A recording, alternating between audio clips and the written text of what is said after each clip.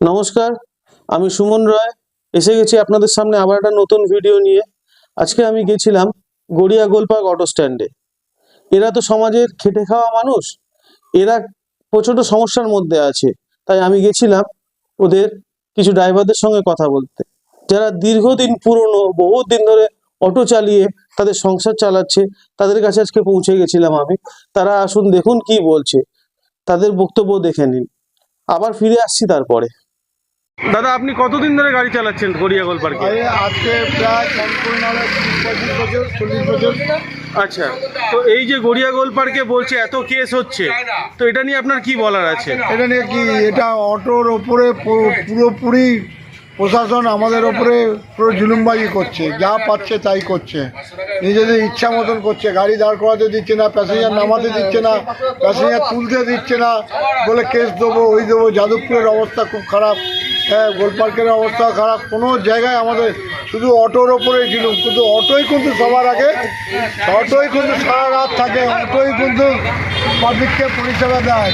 তখন কিন্তু ওই পুলিশ দাদাদের আর দেখা যায় না। রাত্রিবেলা 11টার পরে আর পুলিশ দাদাকে দেখা যায় না।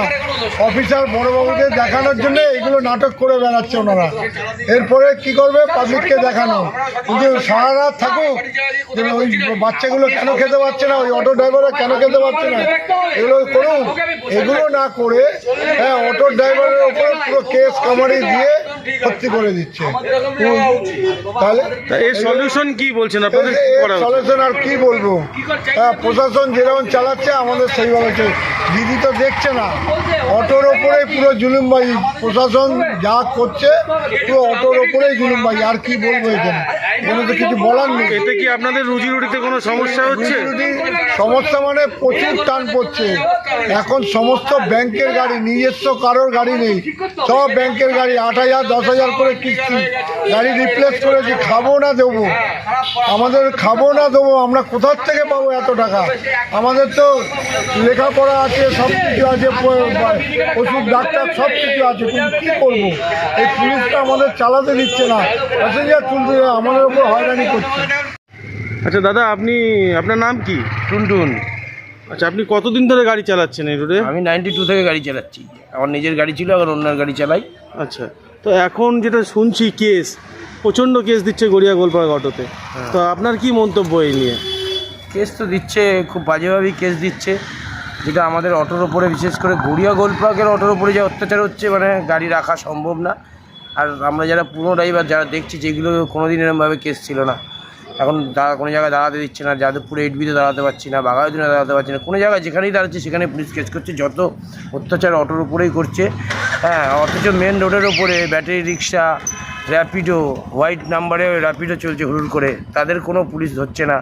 হ্যাঁ, যেখানে মহামান্য আদালতের নির্দেশ যে মানে হলুদ নাম্বার প্লেট ছাড়া বাইক নিয়ে কমার্শিয়ালে চালাতে পারবে না, প্যাসেঞ্জার ক্যারি করতে পারবে না, তারপরেও হুড়ুড় করে দেখুন রাস্তার উপরে বাইকগুলো প্যাসেঞ্জার নিয়ে চলে যাচ্ছে। হ্যাঁ, তাদের কিছু বলছে না, যত চাপ আমাদের উপরেই আসছে। তো এই নিয়ে আপনাদের রুজি রুটিতে কোনো সমস্যা হচ্ছে? বিশালভাবে সমস্যা হচ্ছে রুজি রুটিতে, কেননা আমাদের সিঙ্গেল প্যাসেঞ্জার প্রচুর র্যাপিডো বুক করে চলে যাচ্ছে, আমরা পাচ্ছি না। আমরা ট্যাক্স দিচ্ছি, ইন্স্যুরেন্স দিচ্ছি, সব কিছুর টাকা পয়সা, ইন্স্যুরেন্স ট্যাক্স সবই দিচ্ছি, অথচ আমরা ভাড়া কাটতে পারছি না সেরকম। তো এর জন্য কিছু মানে প্রশাসনকে কোনো বার্তা দিতে চান কি? প্রশাসনকে বার্তা দেওয়ার আমার মনে হয় এটা টোটাল সব ড্রাইভার মালিক সবাই মিলে যে ডিসি ট্রাফিক আছে তার সঙ্গে বসা উচিত, এবং গার্ডগুলোতে বসা উচিত, বসলে যদি এর কিছু সলিউশন হয়। আপনারা দেখলেন ভিডিওটা, আমি এবার আপনাদেরকে একটু বলি। এই যে সমাজের খেটে খাওয়া মানুষরা যারা অটো চালিয়ে দিন কাটাচ্ছে, তাদের সংসারে একটু হাসি ফোটাচ্ছে, তো এরা একটা জিনিস ভাবুন, 500 টাকা কেস, ট্রাফিক কেস 500 টাকা, যেখানে একটা ড্রাইভার সারাদিন গাড়ি চালিয়ে কত টাকা ইনকাম করে, সে যদি দিনের শেষে 500 টাকা একটা কেস দিয়ে বাড়িতে যায়, তাহলে কি তার সংসারটা চলবে বলে মনে হয় আজকের যা পরিস্থিতি বাজারে? তারপরে দেখুন যেটা হচ্ছে, র্যাপিডো, ইঞ্জিন রিক্সা, এদের দৌরাত্ম্য মেন রোডে বেড়েই চলেছে। একটা ড্রাইভার বা মালিক যারা যারা অটো কিনছে, তারা প্রথম কথা বহু পয়সা দিয়ে অটো কিনছে, নিজেদের সর্বস্ব দিয়ে লোন করে অটো কিনছে।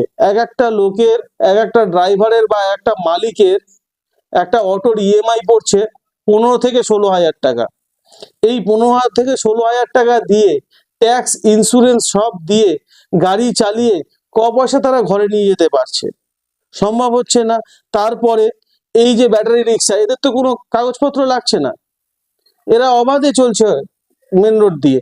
তো এই ব্যাপারগুলো যদি প্রশাসন না দেখে, আজকে দিনমজুরদের নিয়েই তো আমাদের সরকার। আমরা গর্বিত যে আমরা দিদির রাজ্যে বাস করি, কিন্তু প্রশাসন যদি এদের মতন খেটে খাওয়া মানুষদের পাশে না থাকে, তাহলে এরা দিন দিন রুগ্ন হতে শুরু করেছে।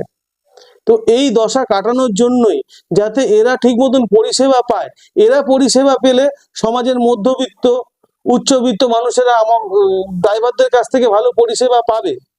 তাই আপনাদের কাছে একটাই কথা বলতে চাইছি, আপনারা এই বিষয়টা নিয়ে বেশি করে কমেন্ট করুন, লাইক করুন, শেয়ার করুন ভিডিওটাকে, যাতে পরবর্তীকালে এরা প্রশাসনের কাছ থেকে সাপোর্ট পায়।